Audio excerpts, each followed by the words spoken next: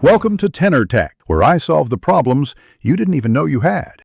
You start by isolating the problematic clip and trimming away excess handles so Premiere analyzes only what matters. Once done, make sure your sequence matches the clip's frame rate and resolution to prevent artifacts. Then apply Warp Stabilizer from the Effects panel. You'll see Analyzing in background. Let it finish. This step measures motion so the filter can calculate smooth transforms. If you want faster passes, lower smoothness to 20% briefly, just to preview results. Now you refine how Warp Stabilizer interprets motion.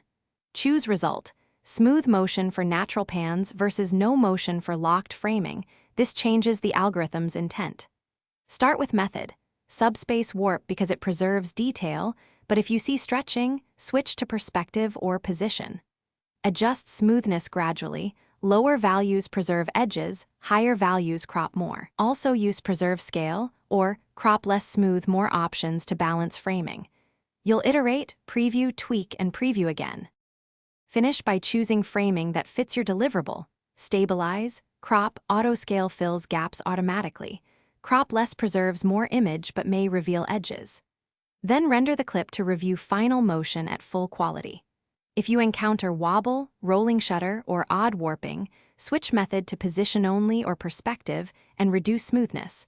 Reanalyze to apply changes. One troubleshooting tip: clear the Warp Stabilizer cache and let it reanalyze if edits cause. Thanks for watching. Subscribe to keep your life in tune.